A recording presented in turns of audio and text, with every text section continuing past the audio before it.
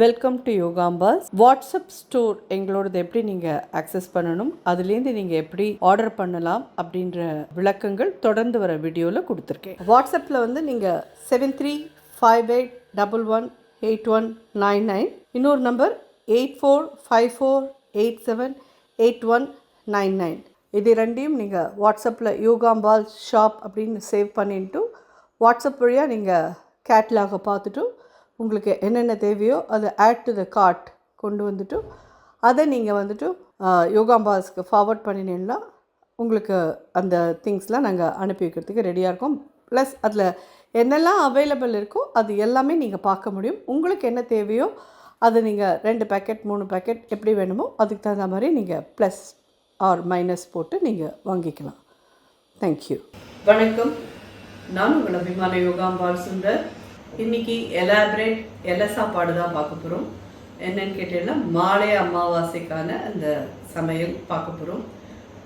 நிறைய விதவிதமாக பண்ணி போட்டிருக்கோம். ஒன்றும் ஸ்பெஷலாக ஒன்றும் இல்லை, ரெகுலராக பண்ணுறது தான்.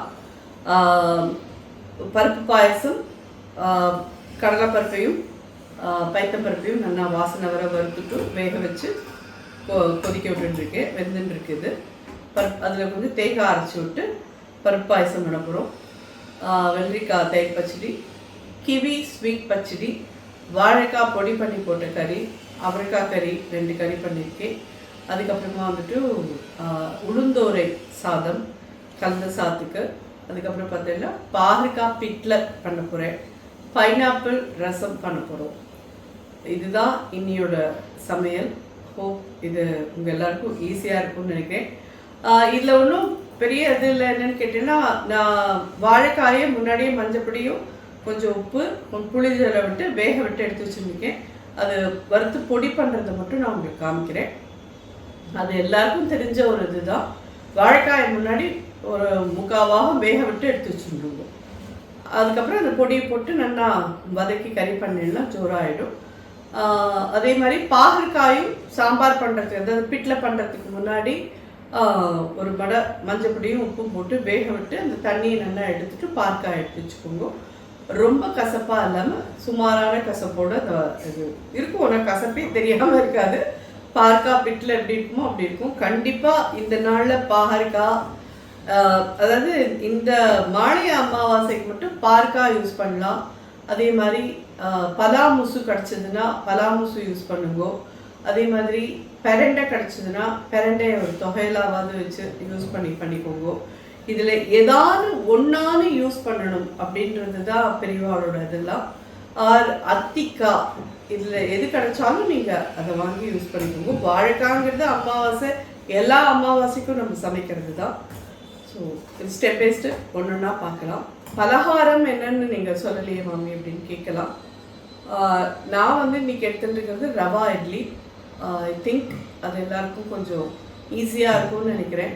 ஏன்னா காத்தால் இது மாதிரி எலாபரேட் சமையல் பண்ணிவிட்டு சாயங்காலம் என்ன பண்ணுறது அப்படின்றது இல்லாத இந்த சாம்பாரை தொட்டுட்டு நீங்கள் அதாவது இந்த பிட்லையை தொட்டுட்டே ரவா இட்லி சாப்பிட்டுடலாம். ஐ திங்க் அது எல்லாம் இதில் உங்களுக்கு என்ன முடியுமோ என்ன தேவையோ அதை பண்ணிக்கோங்க.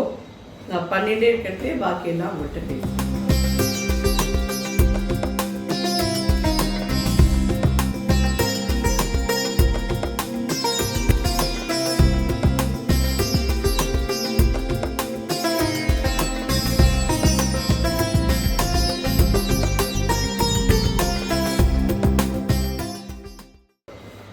பார்த்தீங்கன்னா நல்லா வெந்துட்டுருக்கு. இன்னும் கொஞ்சம் வேகணும். இது பைத்தம்பருப்பு, கடலைப்பருப்பு, அதாவது 3/4 பாகம் பைத்தம்பருப்பு எடுத்துருங்கோ, 1/4 பாகம் இல்லைன்னா 1 டேபிள் ஸ்பூன் கிட்டே கடலைப்பருப்பு போடும். நான் ரைஸ் குக்கர் கப்பால் 3/4 பாகம் பைத்தம்பருப்பு எடுத்தேன். ஒரே 1 டேபிள் ஸ்பூன் கடலைப்பருப்பு போட்டேன். 2 வாசனை வர வறுத்துட்டு இந்த மாதிரி வேக விட்டுருக்கேன். குக்கரில் வச்சும் நீங்கள் வேக விட்டு எடுத்துக்கலாம், தனியாக வச்சும் வேக வச்சு எடுத்துக்கலாம். அது நல்லா ஆனால் குழஞ்சி வேகணும். வெல்லத்தை போட்டோன்னா அதுக்கப்புறம் அது முடிச்சுடுறோம். இதுக்கு எவ்வளோ வெல்லம் வேணும் அப்படின்னு சொல்லி கேட்டேன்னா பைத்தம்பருப்பு எடுத்ததுலேருந்து 2 பாகம், அதாவது இப்போது பைத்தம்பருப்பும் கடலைப்பருப்புமா சேர்த்து 1 கப் எடுத்துருக்கேன்னா 2 கப்பு வெல்லம் எடுத்துட்டுருக்கோம். இந்த வெல்லம் எடுத்து வச்சுருக்கேன். இதை கரைச்சி எடுத்துகிட்டு வந்துடும். ஸோ இது நல்லா பருப்பு வெந்துட்டு வெல்லமும் கரைஞ்சுட்டுருக்கு. இந்த மிக்சியில் இப்போது தேங்காய் எடுத்துக்கலாம். இது ஒன்றும் இல்லை, ஏலக்காய் பொடி பண்ண மிக்சிலாம் அதுலேயே அப்படியே தேங்காய் எடுத்துக்கிட்டுள்ளாங்க. எந்த கப்பில் பைத்தம்பருப்பு எடுத்துக்கிறீங்களோ அந்த கப்பாலே ஒரு 1/2 கப் கிட்ட தேங்காய் திருகி இதில் நல்லா அரைச்சி கலந்தேன்னா பாயசம் ரொம்ப ரொம்ப நல்லா இருக்கும். 1/2 கப் 3/4 கப் கூட போடலாம், ரொம்பவே நல்லா இருக்கும் நிச்சயமாக. இதில் கரைச்ச வெல்லத்தை ஆட் பண்ணலாம். ஸோ வெல்லத்தோடு சேர்ந்து இது நல்லா கொதிக்கணும் கொஞ்சம் நாழி. இது எல்லாமே ஃப்ரெஷ் அண்ட் ஃப்ரெஷ்ஷோட வெல்லம். வெல்லம் வந்து கொஞ்சம் டார்க்காக இருக்க பியோர் வெல்லம், ஒன்றும் இது இல்லாமல் கலப்படம் இல்லாத சர்க்கரை கலக்காத வெல்லம் ரொம்ப ரொம்ப நல்லா இருக்குது. யாருக்கு தேவையோ எல்லாரும் யூஸ் பண்ணிக்கோங்க. இந்த லாஸ்ட் 14 டேஸாக நமக்கு ஃப்ரெஷ் அண்ட் ஃப்ரெஷ் நம்ம கூட தான் ட்ராவல் பண்ணின்னு வந்துருக்கா. ஸோ இன்னி வரைக்கும் அவள் நம்ம கூட வந்து ட்ராவல் பண்ணி வந்திருக்கா. மாலை பட்சம் இதுலேருந்து ஆரம்பித்து டே 1லேருந்து ஆரம்பித்து மாலை அமாவாசை வரைக்கும் வந்திருக்கா. ஸோ யாருக்கெல்லாம் ஃப்ரெஷ் அண்ட் ஃப்ரெஷ்ஷோட இது வேணுமோ டிஸ்கிரிப்ஷன் பாக்ஸில் எல்லா நாளுமே அவளோட இது கொடுத்துருக்கேன். தேவைப்பட்டவாலாம் இது பண்ணி வாங்கிக்கோங்க. நடுப்புற இன்ஃபேக்ட் பார்க்க போனேன்னா நமக்கு வந்து ஒரு 6th டே அன்னைக்கு என்னால் வீடியோ ஏற்ற முடியாமல் போயிடுது. சடன்லி என்னன்னு பார்த்தீங்கன்னா முதல் நாளைக்கு, அதாவது ஞாயிற்றுக்கிழமை ராத்திரி கூட என்னோட சம்மந்தி, அதாவது பேரம்பேத்திகளெல்லாம் நான் வீடியோ காலில் பார்த்து பேசினேன். அப்போ அவர் அங்கே உட்காந்துட்டு இருந்தார், புள்ளையாத்தில் இருந்தார். அவர் மாட்பனோட அப்பா. எப்படி இருக்கேன், சௌக்கியமாக இருக்கேன் அப்படின்னு நான் சொன்னார். அட் த சேம் டைம் அவர் வந்து மானசரோவர் போகிறார் அக்டோபர் 5ஆம் தேதிக்கு அப்படின்லாம் சொன்னார். அவர் வந்து ஃபிட்னஸ் இதெல்லாம் கூட எடுத்திருந்தார். ரொம்ப ஹெல்த்தியாகவே இருந்தார், ஒன்றும் பிரச்சனையே இல்லை. எல்லாம் ராத்திரி 11 மணி வரைக்கும் பேசிட்டு போய் படுத்துருந்துருக்கேன். காத்தால் 6:30 மணிக்கு மாட்பன் போய் எழுப்புறதுக்கு போயிருக்கிறது அவர் சிவலோக பிராப்தி அடைஞ்சிட்டார். அது தாங்க முடியாத ஒரு இதுவாக எடுத்து. ஸோ எல்லாருக்குமே ரொம்ப ஷாக் ஆகிடுது. நாங்கள் கிளம்பி அன்றைக்கி அப்படியே எல்லாத்தையும் போட்டுட்டு கிளம்பி ஊருக்கு போயிட்டோம். நிறைய பேர் ஏன் வீடியோ அப்லோட் பண்ணல அப்படின்னு ஒன்று கேட்டிருந்தேன். அதே மாதிரி நாங்கள் வந்து யோகா பாஸில் ஆர்டர் பண்ணியிருந்தோம், எங்களுக்கு அது இன்னும் வரல அப்படின்னுலாம் கேட்டிருந்தா. ஸோ எங்களுக்கு வந்து அந்த ஒரு வீடியோ அப்லோட் பண்ணுறது கூட அடுத்த நாள்லேருந்து என் பொண்ணு பண்ணிட்டா. பட் அந்த வியாபாரம்லாம் கண்டினியூ பண்ணுறதுக்கு எங்களுக்கு கொஞ்சம் டைம் தேவையாக இருந்தது. பிகாஸ் இது ஒரு பெரிய ஷாக். ஏன்னா COVID-1 தான் அவள் அம்மா போனா, சம்பந்தி மாமி போனா. 4 வருஷத்துக்குள்ளே மாமாவும் கிளம்பிட்டார். கொஞ்சம் ஷாக்கான விஷயந்தான் இது. எங்கள் ஃபேமிலியிலே எல்லாருக்கும் டைஜஸ்ட் பண்ணிக்கிறதுக்கு ரொம்ப கஷ்டமாக இருக்குது. அம்பாள் தான் அந்த தெம்பை கொடுக்கணும். இதை தாண்டி நம்ம வந்து இதை நான் வந்து உங்களுக்கு ஏன் சொல்கிறேன்னா, நான் பாக்கி எல்லா சமையலும் முடிச்சிட்டேன் முன்னாடியே. மாலை அமாவாசை மட்டும் பெண்டிங் வச்சுருந்தேன். நம்ம அப்புறம் பண்ணலாம் டைம் இருக்குது அப்படின்ட்டு பார்த்தீங்கன்னா டைம் எங்கே இருக்குங்கிற மாதிரி லாஸ்ட் மினிட்ல லாஸ்ட் டேயில் வந்து உங்களுக்கு பண்ணி இதை கொடுத்துட்டுருக்கேன். நான் அதுதான் முன்னாடியே ஆரம்பிக்கிறதே உங்கள்கிட்ட சொன்னேன். இந்த வருஷமான எனக்கு எந்த தடங்களும் இல்லாமல் இதை முடிக்க வைக்கிறதுக்கு அம்பாள் அனுகிரகம் பண்ணணும் அப்படின்ற மாதிரி நான் பிரார்த்தனை பண்ணிக்கிறேன் அப்படின்னு உங்கள்கிட்டலாம் சொல்லியிருந்தேன். உங்களுக்குலாம் ஞாபகம் இருக்கும்னு நினைக்கிறேன். அதுக்கேற்ற மாதிரி இது வந்து இந்த மாதிரி ஆனதும் போட முடியுமா அப்படின்னே நினச்சேன். நான் நினச்சேன். அப்புறம் என் பொண்ணு சொன்னால், நான் அப்லோட் பண்ணிக்கிறேம்மா, நீ கவலைப்படாத, நீ தான் ஷூட் பண்ணிவிட்ட, எடிட் ஆகி வந்துடுச்சுல, நான் அப்லோட் பண்ணிக்கிறேன், நீ கவலைப்படாத, நீ பாட்டுக்கு உன்னோட இதை பாரு, நீ வந்துட்டு இதை மட்டும் பண்ணுன்னா. சாரி, அது இது எப்பயுமே ஒரு கூட்டு முயற்சி தான். எங்கள் ஆற்றுல நான் உங்களுக்கு சொல்லியிருக்கேன். நான் ஷூட் பண்ணுறதே எனக்கு வந்து ஃபுல் அண்ட் ஃபுல் ஹெல்ப் பண்ணுறது என் பொண்ணு. அதுக்கப்புறம் இது வந்து எடிட் பண்ணி கொடுக்குறவர் வேற ஒரு இடத்துல இருக்கார். அதை எடிட் பண்ணி கொடுத்தது அமிச்சதுக்கப்புறமா இதை வந்து என் மாட்டு பொண்ணுக்கு அனுப்புவேன். அவள் தான் அப்லோட் பண்ணுவோம். சமைக்கிறது மட்டும்தான் என்னோட வேலை, பாக்கி எல்லாம் இது எல்லாரும் தான் பண்ணுவான் எனக்கு. ஸோ அவளுக்கு ஏதாவது ஒரு பிரச்சனைனாலே எனக்கு அப்படியே ரொம்பவே ஷாக் ஆகிடுது. ஹோப் இது எல்லோரும் அண்டர்ஸ்டாண்ட் பண்ணிப்பேன்னு நினைக்கிறேன். நம்ம இதை அப்படியே கண்டினியூ பண்ணலாம். இது நல்லா கொதிக்கட்டும், ஒரு 5 மினிட்ஸ்க்கு இது கொதிக்கட்டும். அதுக்கப்புறமா நம்ம அரைச்ச தேங்காயும் விட்டு ஏலக்காய் பொடியும் போட்டோம்னா இந்த பாயசம் ரெடி. பார்த்தீங்கன்னா நல்லா கொதித்து கெட்டி எடுத்து ஸ்டேஜில் அரைச்ச தேங்காயை ஆட் பண்ணுறோம். நல்லா வெண்ணெய் மாதிரி அரைச்சிடுவோம் தேங்காயை. ஒரே ஒரு கொதி வரட்டும். இதில் ஒரு 1/4 ஸ்பூன் ஏலக்காய் பொடி போடுறேன். நல்லா தேங்காய் அரைச்சி விட்டப்புறமாவும் உங்களுக்கே பார்த்தாலே தெரியும் பாயசம் திக்காக அவ்வளோ ஜோராக எடுத்துருக்கேன். ஃப்ரெஷ்ஷோட நெய் ஒரு டீஸ்பூன் விட்டுருக்கேன்.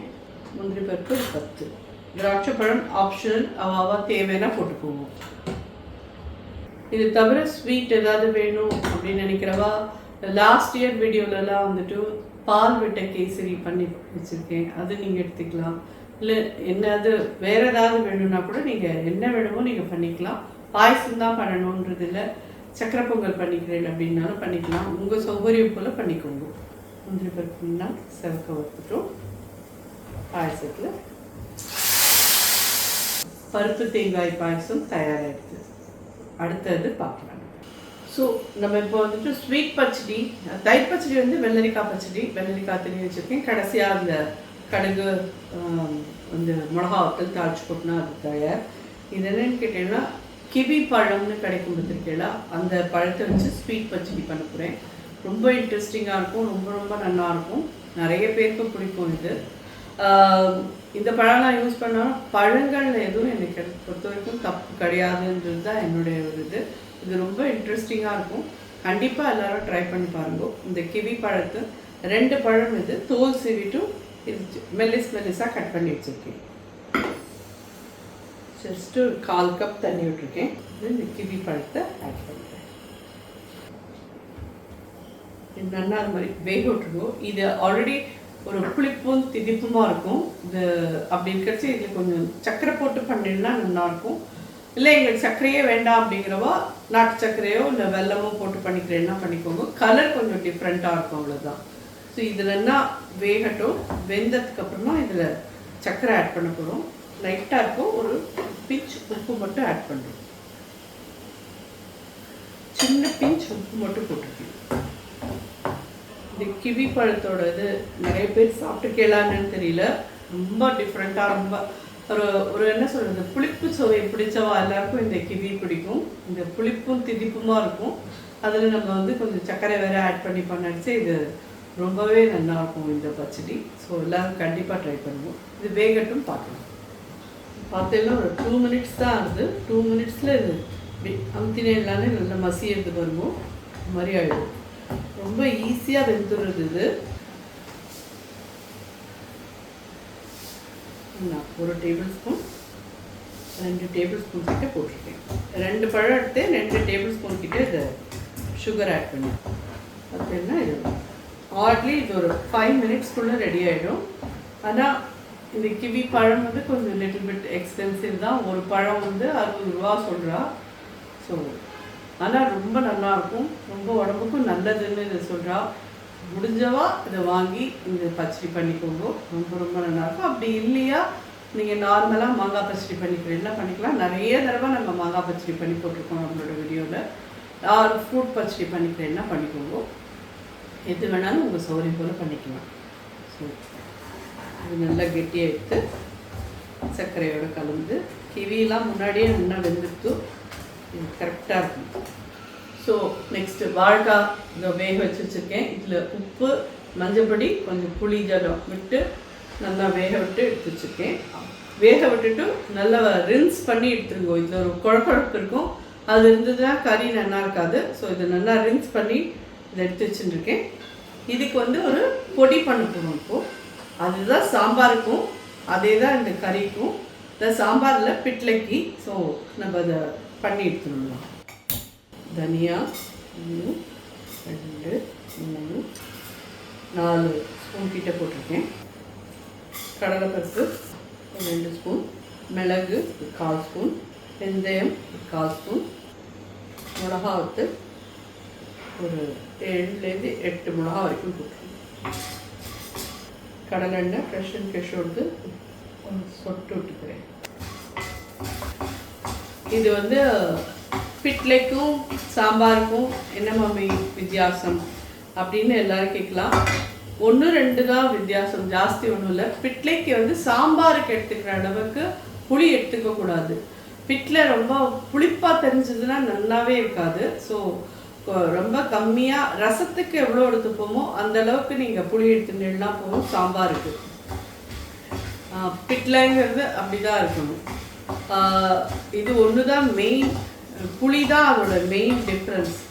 இன்னொன்று கேட்டேன்னா நம்ம வந்து இதுக்கு நார்மல் சாம்பாரில் நம்ம கரிகாலாம் போட்டு பண்ணுவோம், இதுக்கு பாரிக்காய் போடலாம், இல்லை பாரிக்காய் பிட்லன்னு பண்ணுவோம், இல்லை வேறு ஏதாவது கத்திரிக்காய் பிட்ல அப்படின்பா. இது ரெண்டு பண்ணினாலுமே அது கூட வந்து நம்ம அந்த கொண்டக்கடலையை வேக வச்சு அதோட ஆட் பண்ணிக்கலாம். இதுதான் அதோட இதோடைய, பாக்கி ஒன்றுமே கிடையாது. பிட்லைக்கு அதே மாதிரி நீங்கள் வந்து தேங்காயை கொஞ்சம் வறுத்துட்டு ஆட் பண்ணிப்பேன். இதுக்கு வந்து அரைச்சி விட்ட சாம்பாருக்கு பச்சையாக அப்படியே நம்ம வச்சு இது பண்ணிப்போம். அவ்வளோதான் வித்தியாசமே, வேற ஒன்றும் பெரிய வித்தியாசம் கிடையாது. ஜஸ்ட் இதில் ஒரே ஒரு கருவேப்பிலை போடுறேன். இதை வந்து ட்ரையாக பவுடர் பண்ணிவிட்டு கறியில் கொஞ்சம் போட்டுட்டு பேலன்ஸில் வந்து தேங்காவை வறுத்து வச்சு அரைச்சிருப்போம். ஸோ இதை நல்லா எடுத்துனோம்னா இது மிளகா காம்பெல்லாம் கொஞ்சம் ஆற விட்டு கிள்ளிட்டு இதை பவுடர் பண்ணி எடுத்துகிட்டு வரேன். கடலெண்ணெய் ஒரு ஸ்பூன் விட்டுக்கிறேன், தேங்காய் எண்ணெய் ஒரு 1/2 டீஸ்பூன், கடுகு ஒரு 1/4 ஸ்பூன், உளுத்தம்பருப்பு ஒரு ஸ்பூன் கிட்ட போட்டிருக்கேன், பெருங்காயப்பொடி 1/4 டீஸ்பூன், ஒரு மிளகாத்தூள், கருவேப்பிலை, வேக வாழைக்காய்,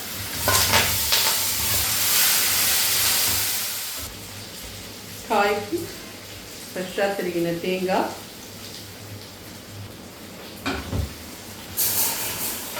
அதே மாதிரி நான் முன்னாடியே சொல்லிட்டேன், நிறைய பேருக்கு நிறைய டவுட்டு, துவரம்பருப்பு யூஸ் பண்ணுவாளா, தேங்காய் யூஸ் பண்ணுவாளா, மஞ்சப்பொடி யூஸ் பண்ணுவாளா. நான் சொன்ன மாதிரி எங்கள் ஆத்தில் எங்கள் மாமியார், எங்கள் பாட்டி, எங்கள் அம்மா அப்பா எல்லாரும் என்ன யூஸ் பண்ணுவா, அதனால நாங்கள் யூஸ் பண்ணுறோம். நீங்கள் உங்கள் ஆற்றுல கிடையாதுன்னா பண்ணாதீங்கோ அப்படின்னு சொல்லி நான் சொல்லிட்டேன். அவாவா ஆற்று சௌரியம், அவாவா ஆற்றுல பெரியவா என்ன சொல்கிறாளோ அதை கேட்டுன்னு அது பிரகாரம் பண்ணிக்கோங்க. எங்கள் ஆற்றுல இது எல்லாமே யூஸ் பண்ணுவா. ஏன்னா எங்கள் பாட்டி தத்தா எல்லாமே பண்ணியிருக்கா அப்படின்னு சொல்லி சொன்னால், துவரம்பருப்பு வந்து நமக்கு வந்து ஆரம்ப நாளில் கிடையாதுங்க, நமக்கு அது நார்த்லேருந்து வந்ததுங்கிறதுனால அதை யூஸ் பண்ணாமல் இருந்தோம். அது மாதிரி தான் ஒரு மிளகா வத்தலும் அதே மாதிரி தான். நிறைய பேர் மிளகா வத்தல் சேர்ப்பாளா அப்படின்னு. மிளகாலாம் நமக்கு ஆந்திராலேருந்து வந்தது, ஆரம்ப நாளில் தமிழ்நாட்டில் கிடையாது, வெறும் மிளகு மட்டும்தான் இருந்தது. அப்படிங்கிறச்சு மிளகு மட்டும் அந்த மாதிரி நம்ம டெய்லி சாப்பிட்றதுக்கு ஒரு நாள் சாப்பிட்றதுக்கே நமக்கு எல்லாருக்கும் ரொம்ப அலுப்பு தட்டி போகிறது. அப்படிங்கிறச்சே 15 நாளைக்கு வெறும் மிளகு சமையல் தான் சாப்பிட்றோம் அப்படின்னு சொல்லி சொன்னால் கிரகஸ்தாலாம் அதுக்கப்புறம் கடைப்பிடிக்கிறதுக்கே இது பண்ணுவா.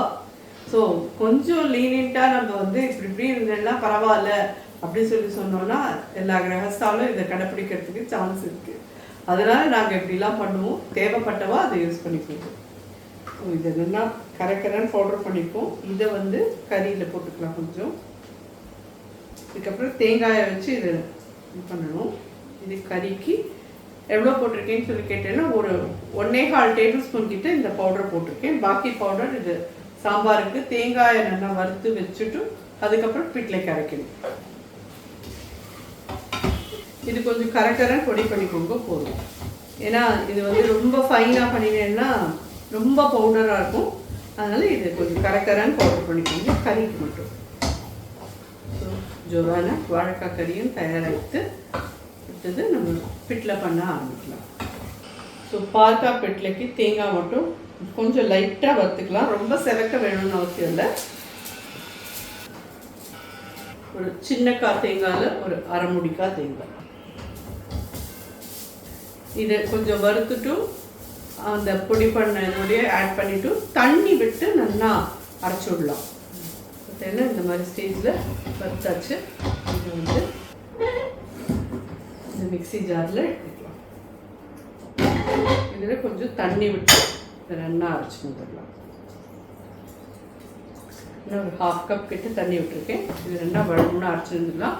அதுக்குள்ளே பிட்டில் வைக்க ஆரம்பிக்கலாம். ஸோ இதில் பாற்காயை உப்பு போட்டு மஞ்சள் பொடி போட்டு கொஞ்சமாக உப்பு போட்டு மஞ்சள் பொடி போட்டு வேக விட்டு எடுத்துருக்கேன். சனாவும் அதே மாதிரி ஒரு 8 hours ஊறினது. இதை வந்து நான் ஒரு 8 விசில் வாங்கி எடுத்து போட்டிருக்கேன். சனாவில் வந்து 2 உப்பு போட்டிருக்கேன், பாற்காயும் 2 உப்பு போட்டிருக்கேன். இவ்வளோதான். இதுக்கு புளி பார்த்தீங்கன்னா ஒரு எலுமிச்சம்பழம் சைஸ் புளி தான் எடுத்துருக்கேன். இது ரொம்ப புளிக்கக்கூடாது. பிட்லைங்கிறது கொஞ்சம் புளிப்பு இல்லாமல் இருந்தால் தான் நல்லாயிருக்கும்.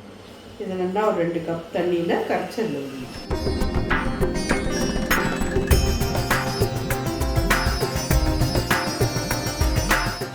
அது என்ன தெரியும் உங்களுக்கு, உங்களோட புளி தான் எடுத்துருக்கேன். இப்போ நம்ம பண்ணுறது வந்து எத்தனை பேருக்கு சரியாக இருக்கும்னு கேட்டீங்கன்னா, நல்லா ஒரு 4 பேருக்கு நிச்சயமாக சரியாக இருக்கும். இல்லை 2 பேருக்கு தான் இருக்கேன் அப்படின்னு சொன்னால் ரவா இட்லிக்கு ராத்திரி தொட்டு சாப்பிட்றதுக்கு இது நல்லாயிருக்கும். ஆனால் பால்காய் எல்லாத்தையும் எடுத்து பகல் வேலையோடு சாப்பிட்ருங்க. ராத்திரி வேலை பால்காய் சாப்பிட்டேன்னா வந்து டைஜஸ்ட் ஆகிறது ரொம்ப கஷ்டம்.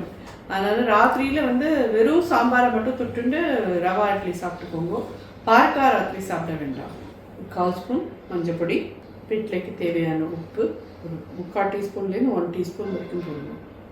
கருவேப்பிலை, ஒரு 1/4 டீஸ்பூன் பெருங்காய பொடி ஆர் பெருங்காய கட்டி. இது நல்லா கொதிக்கட்டும். இது வந்து ஒரு ஆட்லி ஒரு 8 நிமிஷத்துலேருந்து 10 நிமிஷம் இதை கொதிக்க விடுங்க. அதுக்கப்புறம் அரைச்ச விழுதையும் விட்டுட்டு பருப்பையும் போட்டேன்னா ஜோரான பிட்ல தயாராகிடும். இது கொதிக்க ஆரம்பிட்டும். இதில் வந்து நான் ஒரு சின்ன பீஸ் வெல்லம் போடுவேன். அது எங்களுக்கு வேண்டாங்கிறவோ அது போட வேண்டாம்.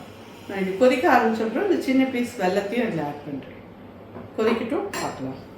ஸோ இதில் மைல்டாக கொதி வர ஆரம்பிச்சுட்டு ஒரு சின்ன பீஸ் வெல்லம் போடுறேன். இது எல்லாமே சேர்ந்து ஒரு 8 மினிட்ஸ் கொதிக்கட்டும். 10 மினிட்ஸ் கொதிச்சதுக்கப்புறமா பருப்பு போட்டு அரைச்ச விழுதியும் போட்டோன்னா பிட்ல தயார். ஒரு 8 மினிட்ஸ் கழிச்சு பார்க்கலாம். பார்த்தீங்கன்னா இன்னும் ஒரு 8 to 10 மினிட்ஸாக நல்லா கொதிச்சுடுத்து. பால்காய் வேறு ஒரு தடவை முன்னாடியே வேக விட்டுருக்கிறதுனால ஒரு 10 நிமிஷம் இது புளி பச்சை வாசனை போக கொதிக்க விட்டோம்னாலே போதும். டிபெண்ட்ஸ் நீங்கள் எடுத்துக்கிற அளவை பொறுத்தது. இது நம்ம 4 பேருக்கு எடுத்துகிட்டு இருக்கிறது அப்படிங்கிறதுனால இந்த லெவலில் நம்ம பண்ணிட்டுருக்கோம். நீங்கள் நிறைய எடுத்துக்கிறேன்னா அதுக்கு தகுந்த மாதிரி நல்லா ஒரு 1/2 மணி 3/4 மணி அந்த மாதிரி கொதிக்க விட்டு பண்ணணும். ஸோ இது நல்லா இந்துவுக்கு பால்காயெலாம் இந்த ஸ்டேஜில் இந்த பருப்பு போடலாம். வேக வச்ச துவரம் பருப்பு 3 கரண்டி இதில் போட்டிருக்கேன். அரைச்ச விழுதுல இது இதில் ஆட் பண்ணிக்கலாம்.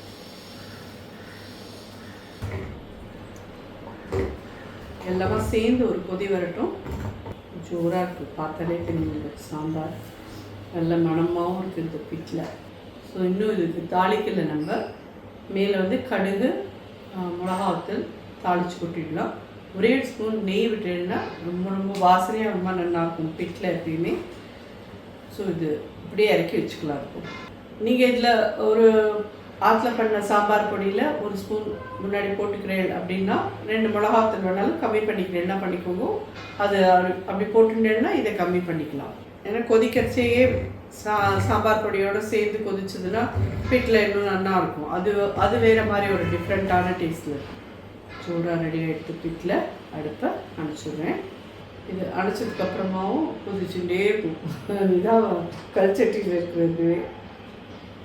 நிறைய பேர் கல்ச்சட்டி பற்றியும் கேட்குறேன். இது எங்கே வாங்கினேன், எப்படி பழக்கினேன் அப்படின்னு. இதெல்லாம் ரொம்ப பழசான விஷயம். என்கிட்ட நானாக எதுவும் வாங்கலை. முன்னாடி இதெல்லாம் அதான் சொல்லுவேன், இதெல்லாம் எங்கள் மாமியார் எனக்கு கொடுக்கறச்சே இதோட அருமையெல்லாம் தெரியவே இல்லை. இதெல்லாம் வச்சுன்னு என்ன பண்ண போகிறோம், இதெல்லாம் எனக்கு எதுக்குமா அப்படின்ட்டு நான். ஏன்னா பெருசாக ஜாடி, அதே மாதிரி கல்ச்சட்டிலேயே ஜாடியெலாம் கொடுத்தா எங்கள் மாமியார். அதில் தயிர்லாம் உரக்குத்தி வச்சுக்கலாண்டி, இதெல்லாம் வச்சுக்கோ அப்படின்னா. இதெல்லாம் அம்மா அதெல்லாம் தூக்கின்னு போய் இதனால யாராலமாக இருக்குது இதெல்லாம் பண்ணுறதுக்கு, எனக்கு வேண்டாம் நீங்கள் இதெல்லாம் போட்டுருங்க அப்படின்ட்டு. பாவம் மனசே ஆகாமல் எங்கள் மாமியார் எல்லாத்தையும் கொடுத்தா. இன்றைக்கி வந்து ஐயோ அது கிடைக்கலையே அன்றைக்கி அதை விட்டுட்டோமே. எப்பயுமே நமக்கு வந்து இள ரத்தமாக இருக்கிறது நமக்கு இதெல்லாம் புரியவே புரியாது. அதுதான் நிஜம். பழசோட ஓல்ட் இஸ் கோல்டு அப்படின்னு நம்ம வந்து நமக்கு வயசான அப்புறமா நமக்கு தெரியும். இது ரெடி ஆகிடுது. இதில் நிறைய பேர் அதுவும் சொல்கிறேன், ரொம்ப பேசுகிற நீ சமையலை விட்டு பேசிட்டே இருக்க, அதை கொஞ்சம் குறைச்சிக்கோ அப்படின்னு சொல்லிட்டு இருக்கேன். முயற்சி பண்ணுறேன். இதை இறக்கி வச்சுக்கலாம். ஒரு ஸ்பூன் எண்ணெய் எடுத்துருக்கேன். 1/2 டீஸ்பூன் கிட்ட கடுகு போட்டுருக்கேன். இதுக்கு வெந்தயம் போடணும்னு அவசியம் இல்லை. நம்ம முன்னாடியே வச்சு அரைச்சி விட்டுருக்கோம். அதனால் அந்த வாசனை போதும். மோரோவர் இதில் வேறு ஒரு கசப்பு இருக்கும். ஸோ வெந்தயம் எல்லாம் சேர்ந்துன்னா ரொம்ப கசக்கிறதுன்னு சாப்பிட மாட்டாங்க குழந்தைன்னா. ஸோ இதுக்கு வெறுமை கடுகு மிளகாத்தூள் மட்டும் தாளிச்சு விட்டுருக்கோம். ஜோராக இருக்குது பிட்டில் பார்க்கறதுக்கே. பிட்லை அப்படின்னு கூப்பிட்டோன்னு இருக்கும். ஒரே மிளகாத்தூள் போடுறேன். கொஞ்சம் 1/2 டீஸ்பூன் நெய் அப்படியே போடுறேன். இது ஆப்ஷனல், இது வேண்டாம் அப்படின்றவா போட வேண்டும்.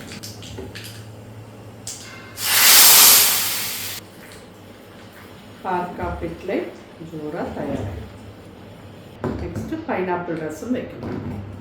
ஸோ பைனாப்பிள் ரசம் இதுக்கு 2 தக்காளி பொடியாக கட் பண்ணி போட்டிருக்கேன். ஒரு சின்ன அதாவது சொல்லணும்னா ஒரு நெல்லிக்காய் சைஸ், பெரிய நெல்லிக்காய் இருக்கு இல்லையா, அந்த நெல்லிக்காய் சைஸ் புளியை வந்து 2 கப் தண்ணியில் கரைச்சி விட்ருக்கேன். 2 தக்காளி போட்டிருக்கேன். ஒரே ஒரு பச்சை மிளகா ஸ்லிட் பண்ணி போடுறேன். ஒரு 1/2 டீஸ்பூன் ரசப்பொடி போடுங்க. பூண்டு 1/4 டீஸ்பூன், பெருங்காயப்பொடி ஒரு 1/4 டீஸ்பூன், கருவேப்பிலை ஒரு 6, மஞ்சப்பொடி ஒரு 1/4 டீஸ்பூன். இது எல்லாமே சேர்ந்து ஜஸ்ட் ஒரு 5 மினிட்ஸ் கொதிக்கட்டும். இந்த மாதிரி துண்டமாக கொஞ்சம் பைனாப்பிள் நறுக்கி வச்சுருக்கேன் மேலே போடுறதுக்கு. இது பைனாப்பிள் ஜூஸ். இது நான் அரைச்சின்னு வந்திருக்கோம் பைனாப்பிளை. இதில் கொஞ்சம் தண்ணி விட்டு வடிகட்டி எடுத்துக்கணும். இது அப்படியே விடக்கூடாதா அப்படின்னு சொல்லி கேட்டீங்கன்னா ரசம் வந்து ரொம்ப திக்காகிடும், இந்த தெளிவு கிடைக்காது. அதனால் இதை வடிகட்டிட்டு விடுறது தான் பெஸ்ட்டு. வடிகட்டிட்டு பருப்பு ஜலத்தை விட்டுட்டு அதுக்கப்புறம் இந்த பைனாப்பிள் ஜலத்தையும் விட்டுட்டு நுரைச்சி வந்த சமயத்தில் இந்த நறுக்கி வச்சுருக்க பைனாப்பிளையும் போட்டுட்டு அதுக்கப்புறம் நெய்யில் வந்து கடுகு தாளிச்சோம்னா ஜோரான ரசம் தயார். மிளகு ஜீரக பொடி அவசியம் போடணும் இதுக்கும். எல்லோரும் அதை மிளகு ஜீரக பொடி பண்ணி வச்சுருப்பேன்னு நினைக்கிறேன். ஸோ நம்ம வந்து இந்த 13-14 நாளில் டிஃப்ரெண்ட்டாக ரசம் பார்த்தோம். இது ஒரு ரசம். என்றைக்குமே ரசம் வந்து உங்களுக்கு ரிப்பீட் ஆகவே இல்லை. நீங்கள் பார்த்தேன்னா 15 நாளும் 15 விதமான ரசம் பண்ணியிருக்கோம். எல்லாருக்கும் அது ஏன்னா ரசம் பிடிச்சவா நிறைய பேர் இருப்பான். அதனால் நம்ம டிஃப்ரெண்ட்டாக ரசம் பண்ணியிருக்கோம். எல்லாருக்குமே அது ரொம்ப யூஸ்ஃபுல்லாக இருந்திருக்கும். இந்த தடவையில் பண்ண முடியலன்னா கூட நீங்கள் ஃப்யூச்சரில் எப்பயாவது இந்த பிளேலிஸ்ட்டை எடுத்து பார்த்து இதுலேருந்து நீங்கள் ரசம் பண்ணிக்கலாம். ஸோ இந்த ரசம் வந்து ஒரு 5 மினிட்ஸ் கொதிக்கிட்டும் பார்க்கணும். பார்த்தீங்கன்னா நான் 10 நிமிஷமாக கொதிச்சிருக்கு. 5 நிமிஷம் கொதிச்சிருக்கு, சாரி 10 நிமிஷம் இல்லை. அதே மாதிரி இதில் இன்னும் ஒரு ஆப்ஷன், நான் வந்து ஒரு சின்ன பீஸ் வெல்லம் போட்டிருக்கேன். வெல்லம் போட்டேன்னா அது நல்லாயிருக்கும். நல்ல ஒரு அந்த திதிப்பு, இந்த புளிப்பு, இந்த காரம் எல்லாத்தையும் எடுத்து காமிக்கும். வேண்டாங்கிறவா போடாதீங்கோ, அப்படியே பண்ணிக்கோங்க. பரவாயில்ல, எங்களுக்கு அந்த மைல்டு ஸ்வீட் தெரிஞ்சால் எங்களுக்கு பிடிக்கும் அப்படிங்கிறவா ஒரு சின்ன கட்டி வெல்லம் போட்டேன்னா நல்லாயிருக்கும். நான் இதில் போட்டிருக்கேன். நான் அதை உங்களுக்கு காமிக்க மறந்துட்டேன், அதில் போட்டுட்டேன். பருப்பு ஜலத்தை விட்டுருங்க. பைனாப்பிள் ஜூஸையும் விட்டு, பைனாப்பிள் பொடி பொடியாக நறுக்கி வச்சுருந்தோம் இல்லையா, அது எப்படி போட்டுருங்க. உரைச்சி வரணும். கொத்தமல்லி போட்டுருந்தோம். இது பார்த்தீங்கன்னா நல்லா ஜோராக நுரைச்சி வந்துடுத்து, ஜோராக கொதிச்சுடுத்து இறக்கி வச்சுக்கலாம். டீஸ்பூன் ஃப்ரெஷ் நெய், 1/4 டீஸ்பூன் கடுகு, ஒரு 1/4 டீஸ்பூன் பெருங்காயப்பொடி, ஒரு 1/2 டீஸ்பூன் மிளகு ஜீரக பொடி.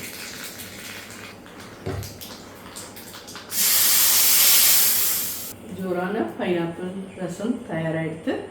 இப்போது உளுந்தோரைக்கு வறுத்து பண்ணினோன்னா எல்லா சமையலும் ரெடி. வடை தட்டுறது நான் நிறைய வீடியோவில் காமிச்சிருக்கேன். வடை வந்து உளுந்து வடை தட்டி எல்லோரும் வச்சுக்கோங்க.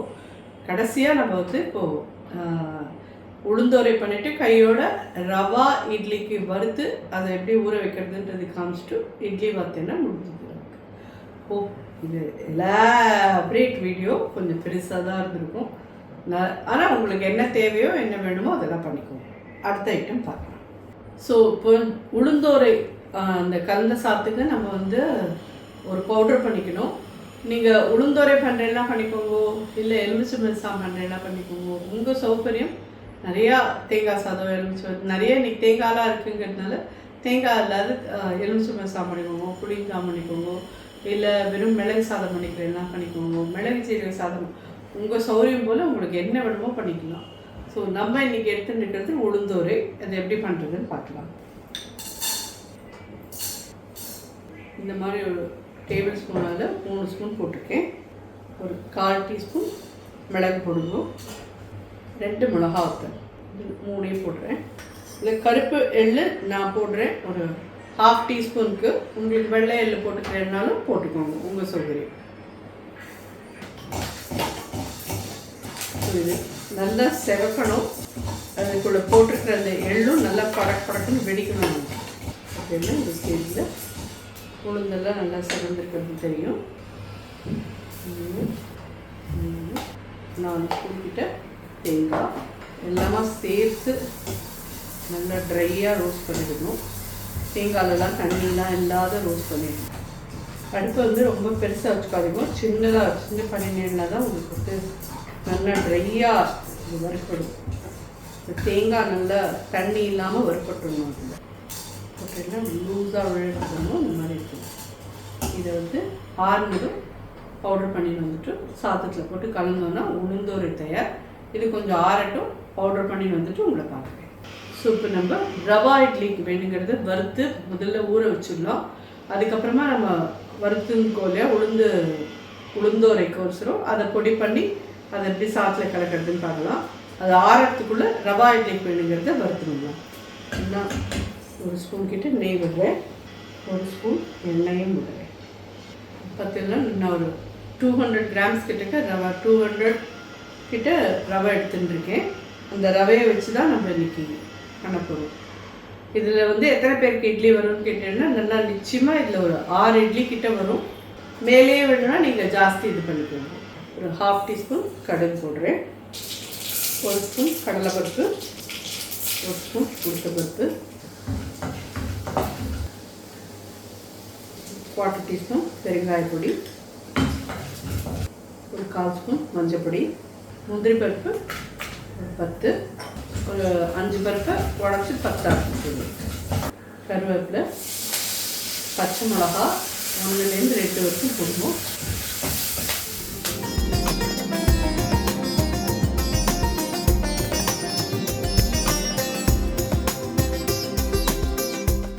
இப்போ நம்ம இதுக்கு தயிர் எவ்வளோ தேவையாக இருக்குன்னா 1 கப்பு ரவை எடுத்தோம்னா ஒரு 1/2 கப்புலேருந்து 3/4 கப்பு வரைக்கும் தயிர் விட்டுருக்கோம். அப்புறம் கொஞ்சம் தண்ணி விட்டு நல்லா இட்லி பேட்டர் எந்த லெவலில் இருக்குமோ அந்த அளவுக்கு கலந்து வைங்கோ.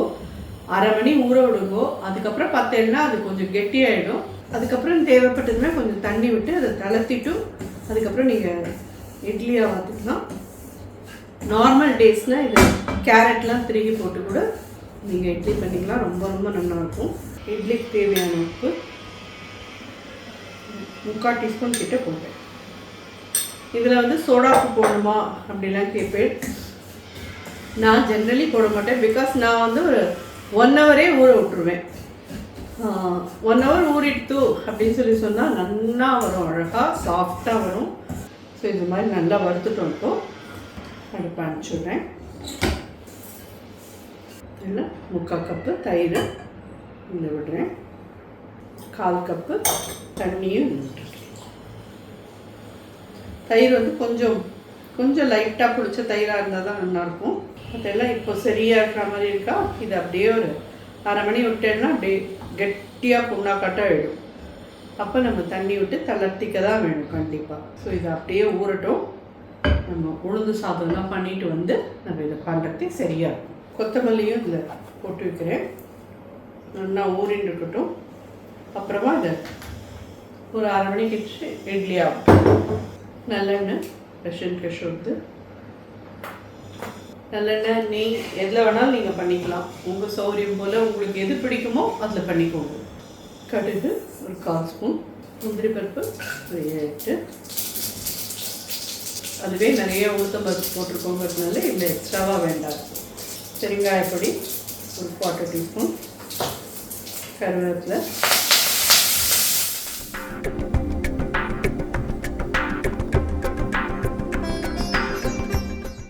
சாதத்துக்கு தேவையான உப்பு,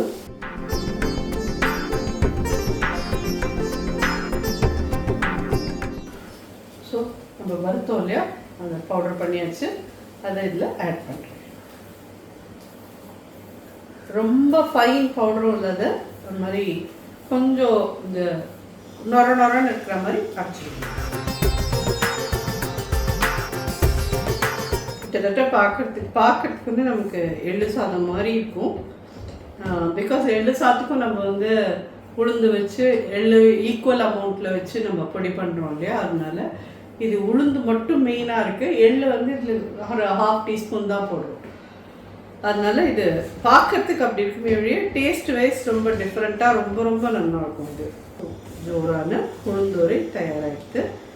எல்லாமே இன்னைக்கு இதாகிடுது. ஸோ இட்லி மட்டும்தான் வாக்கெடுக்க போகிறேன். பார்த்தீங்கன்னா பருப்பு தேங்காய் அரைச்சி விட்டு பாயசம் பண்ணினோம். அதுக்கப்புறம் பார்த்தீங்கன்னா கிவியில் வந்து ஸ்வீட் பச்சடி பண்ணியிருக்கேன். ரொம்ப இன்ட்ரெஸ்டிங்கான ஒரு இது. வாழைக்காய் பொடி பண்ணி போட்டு ஒரு கறி. ஆற்றுல நான் அவரைக்காய் கறி பண்ணியிருக்கேன், அதை வச்சுருவேன். உங்கள் சௌகரியம் போல் உங்களுக்கு கூட்டோ இன்னொரு காயோ எது வேணுமோ நீங்கள் பண்ணிக்கோங்க. அதுக்கப்புறம் இந்த உளுந்தோரை பண்ணியிருக்கோம், பாற்காய் பிட்டில் பண்ணியிருக்கோம், அண்ட் அப்படின்னா பைனாப்பிள் ரசம் பண்ணியிருக்கோம். ராத்திரிக்கான இது இதை தவிர ஒன்று நான் இப்போ உங்களுக்கோசரம் இப்போ லாஸ்ட் மினிட்ல இதை நாங்கள் பிளான் பண்ணினோம். என்னன்னு கேட்டீங்கன்னா பிரண்டை கிடச்சிது. ஸோ நல்ல ஜோரான பிரண்டையை வச்சு ஒரு தொகையல் மட்டும் அரைச்சி பண்ணினோன்னா எல்லாமே தயாராகிடுது. ஸோ உங்களுக்கு எல்லாத்தையும் இலையில பரமாறிட்டு காமிக்கல. இட்லி மட்டும் வாக்குறேன், பிரண்டை தொகையல் பண்ணுறது பார்த்துக்கலாம். ஸோ பிரண்டை இது மாதிரி பண்ணிட்டு இருந்திருக்கேன். இதோட கூட நல்ல ஒரு ஹேண்ட்ஃபுல் கருவேப்பிலை நல்லெண்ணெய் ஒரு சொட்டு விட்டு வதக்கிண்டுள்ளா. சிடி இஞ்சி வந்து நல்லா அதோட பிடிச்சி கெட்டுக்கோங்க. இந்த இதுக்கு வேறு எதுவும் காரம் இல்லை, இஞ்சியோட காரம் மட்டும்தான். இது ரொம்ப ரொம்ப நல்லாயிருக்கும். இதோட கூட நீங்கள் வந்து உளுத்தம்பருப்பும் மிளகும் வறுத்து வச்சு பண்ணிக்கிறீங்களாலும் பண்ணிக்கலாம், அதுவும் நல்லாயிருக்கும். இப்படியே இது பிரண்டை கருவேப்பிலை இஞ்சி உப்பு புளி இதை மட்டும் வச்சு கூட அரைச்சி தொகையில் எடுத்துக்கலாம். நல்லா ஒரு லோ ஃபயரில் வச்சுட்டு ஒரு 5 to 7 minutes ஈஸியாக நல்லா மெதுவாக வதக்குவோம். நம்ம ஒரு ஹேண்ட்ஃபுல் தான் போட்டிருக்கோம். இன்றைக்கெல்லாம் இருந்தால் இந்த தொகையில் நமக்கு வரப்போகிறது வந்து இவ்வளோ தொகையில் வந்தாலே பெரிய விஷயம், அவ்வளோதான் இருக்கும், ஜாஸ்தி இருக்காது. பிரண்டை வந்து ஏதான இதில் எல்லாருமே சேர்த்துக்கணுன்றது ரொம்ப ரொம்ப முக்கியமான ஒரு விஷயம். நம்மளோட வீடியோவில் முன்னாடி பிரண்டை குழம்பெல்லாம் கூட பண்ணி போட்டிருக்கேன். நீங்கள் தேவைப்பட்டவா அது கூட பார்த்து பண்ணிக்கலாம்.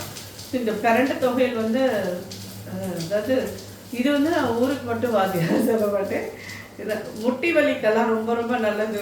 எனக்கே இது அதனால தான் இது ரொம்ப பிடிக்கும். இது அப்பப்போ நம்ம ஆற்றுல வந்து இது பண்ணி சாப்பிடுவோம். இது நல்லா வதங்கிட்டு அடுப்பு அனுப்பிச்சிடுறேன். இதை இஞ்சி இதோட ஆட் பண்ணுறேன். புளி ஒரு சின்ன சின்ன நெல்லிக்காய் சைஸ் இதில் போடுறேன். இதோட கூட உப்பையும் வச்சு அரைச்சிடலாம். ஸோ பைண்டிங்க்கோசரம் இதில் கொஞ்சமாக உளுத்தம்பருப்பு மட்டும் இப்போ போடுறேன். நல்லெண்ணெய் உளுத்தம்பருப்பு ஒரு டேபிள் ஸ்பூன் போட்டுக்கிறேன். இஞ்சி காரம் ஆக்சுவலி போடும். ஒரு சந்தேகத்துக்குன்னு ஒரே மிளகாத்தூளும் போடுறேன். பெருங்காயப்பொடி ஒரு 1/4 ஸ்பூன். இது எல்லாத்தையும் ஆற விட்டு அரைச்சி எடுத்துட்டு பார்க்குறேன். ஸோ தண்ணி விட்டுருக்கோம். பார்த்தீங்கன்னா 1/2 an hour ஊறினப்புறம் இப்படி கெட்டியாக எடுத்துக்கோங்க. இந்த ஸ்டேஜில் இது இன்னும் கொஞ்சம் தண்ணி விட்டுக்கலாம். இது நல்லா 1 hour ஊறிட்டுன்னு வச்சுக்கோங்க, நல்லா சாஃப்டாகவே வரும், ஒன்றும் பிரச்சனையே இருக்காது.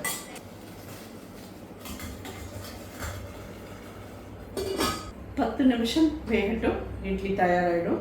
இதில் பார்த்தீங்கன்னா இன்னொரு 4 இருக்கா, இதில் வந்து ஒரு 3 இட்லி வரும். 4 3 7 இட்லி வருது. நான் சொன்ன மாதிரி அந்த கப்பில் அளந்து நான் சொன்னது ஒரு 6 இட்லி வரும்னு சொன்னேன். 7 இட்லி இருக்குது. அதில் 200 grams நீங்கள் ரவை போட்டேன்னா உங்களுக்கு வந்து 7 இட்லி கிட்ட வருது. அதுக்கு தகுந்த மாதிரி நீங்கள் சைஸும் பார்த்தீங்கன்னா கொஞ்சம் பெருசாக இருக்குது. உங்களுக்கு வந்து சின்னதாக இருக்குன்னா அது ஜாஸ்தியாகவே வரும். அதனால் நீங்கள் உங்களுக்கு தகுந்த மாதிரி பார்த்து எடுத்துக்கணும். இது ஒரு 10 நிமிஷம் ஆகும். நல்லா வேகட்டும். மீடியம் ஹையில் வைக்கலாம். ஏன்னா ரவை நல்லா வெந்து சாப்பிட்டா தான் நல்லது. அதனால ஹோப் இனியோட வீடியோ உங்கள் எல்லாருக்கும் யூஸ்ஃபுல்லாக இருந்திருக்கும்னு நினைக்கிறேன். ரொம்ப எலாபரேட்டானது தான் உங்களுக்கு எது. ஆனால் கண்டிப்பாக யாராலெல்லாம் முடியுமோ அதாவது ஒன்று பிரண்டை இல்லை பலாமுசு இல்லை அத்திக்காய் இல்லை பாற்காய் இது எல்லாத்தையும் நீங்கள் கண்டிப்பாக ஏதாவது ஒன்று வந்து இந்த மாலை அமாவாசை அன்னைக்கு எடுத்துக்கிறதுன்னு பிளான் பண்ணுங்க. உங்களுக்கு எது கிடைக்கிறதோ அதை நீங்கள் எடுத்துக்கோங்க. எனக்கு பிரண்டை கிடைக்குமா கிடைக்காதான்ற டவுட்டில் இருந்தேன்னா எங்கள் ஆற்றுல அது இல்லை. அதனால் இப்போ போய் அம்மா ஆற்றுக்கு போயிட்டு அங்கே இருந்ததுன்னா எடுத்துக்கணுமான்னு சொல்லி அனுப்பிச்சிருந்தேன். கரெக்டாக பறித்து எடுத்துகிட்டு வந்துட்டான். அதனால உங்களுக்கு தொகையில் இது பண்ணுறேன். ஸோ பிரண்டை கிடச்சவா பிரண்டை தொகையில் பண்ணுங்க. ஆர் பலாமுசு கிடச்சவா பலாமுசு பண்ணலாம், ரொம்ப விசேஷம். அதுவும் அத்திக்காய் பண்ணினீங்கனாலும் ரொம்ப ரொம்ப விசேஷம். இதெல்லாம் அவங்க எல்லாருக்கும் புரிஞ்சது தான், தெரிஞ்சது தான். நல்லா ஈஸியாக ஜம்முன்னு பண்ண வேண்டிங்க எல்லாரும். தொடர்ந்து நாளையிலேருந்து, அதாவது இந்த வீடியோ வந்து ஒரு நாள் முன்னாடியே நம்ம போட்டோம். நாளையிலேருந்து என்ன ஒரு நாளும் முன்னாடியே, நாளைக்கு அதாவது நவராத்திரி நாளைக்கு ஆரம்பிக்கிறதுனா இன்னைக்கு சாயங்காலத்துலேருந்து உங்களுக்கு வீடியோ வரும். நாளைக்கு நீங்கள் என்ன கலர் சாரி கட்டிக்கணும் அப்படின்றதுலேருந்து நாளைக்கான நைவேத்தியங்கள் என்னங்கிறதுலேருந்து அந்த நாளைக்கான பகல் நைவேத்தியம் என்ன, சாயங்கால நைவேத்தியம் என்ன, எல்லாமே உங்களுக்கு வீடியோவாக நாங்கள் கொடுக்கறதுக்கு முயற்சி பண்ணுறோம். ஸோ இந்த நவராத்திரியில் நைவேத்தியங்களோட நம்ம நிறுத்திக்க போகிறதில்ல. ஸோ அதாவது அம்பாளோட பெருமைகள், அம்பாளுடைய கதைகள் அதெல்லாம் சொல்கிற இதுவும் இதில் இருக்குது. அதை தவிர ஒரு சில நாளைக்கு ரொம்ப நிறைய நல்ல பாட்டெல்லாமும் என்னால் முடிஞ்ச லெவலில் அது நல்லா இருக்கா இல்லையான்றது எனக்கு தெரியாது, கேட்குறது நீங்கள் தான் சொல்லணும். அது ஆனால் எனக்கு அம்பாள் மேலே இருக்கிற பக்தியில் நான் அதை பாடுறேன், நீங்கள் அதை அக்செப்ட் பண்ணிப்பேன்னு நினைக்கிறேன். ஸோ அடுத்த நவராத்திரி 9 நாட்களும் நமக்கு இதுவாக போகும். இந்த வருஷம் ஆனால் உங்கள் ஆற்று கொலு காமிப்பேலா மாமி அப்படின்னு சொல்லி கேட்டேன்னா நம்ம அதில் கொலு கிடையாது இந்த வருஷம். ஸோ அதனால் இந்த வருஷம் நம்ம ஆற்றுல கொலு இல்லைன்னா என்ன, நான் யாராத்துலலாம் கொலு இருக்கோ அந்த கொலுலாம் எடுத்து உங்களுக்கு ஒரு வீடியோவாக கண்டிப்பாக கொடுக்குறேன். கண்டிப்பாக நம்ம பார்க்குற எல்லா ராத்து கொலுவும் உங்களுக்கு வீடியோ எடுத்து உங்களுக்கு கொடுக்குறேன் நிச்சயமாக. அம்பாள் அனுகிரகத்தில் அடுத்த ஒரு 10 நாளும் நல்லபடியாக போகணும். உங்கள் எல்லாரோட ஆதரவோடையும் இந்த 15 நாள் நீங்கள் எல்லோரும் கண்டினியூஸாக இந்த மாலை பட்ச இதை பார்த்து எல்லோரும் என்கரேஜ் பண்ணதுக்கு ரொம்ப ரொம்ப ரொம்ப தேங்க்ஸ். தொகை அரைச்சாச்சு, கெட்டியாக அரைச்சி எடுத்துட்டு தாளிச்சு கொட்டணும்னு அவசியம் கிடையாது. அதுக்கு அதை நீங்கள் அப்படியே அரைச்சி எடுத்து வச்சுக்கலாம். இட்லி ஆனதும் நம்ம இதை இலையில எடுத்து வச்சுட்டு பார்க்கலாம். வடை தட்ட போகிறேன். வடை வந்து நீங்கள் நிறைய தடவை பார்த்துருக்கேன். ஸோ அதனால் வடை தட்டுறதை வந்து உங்களுக்கு காமிக்கல. நன்றி.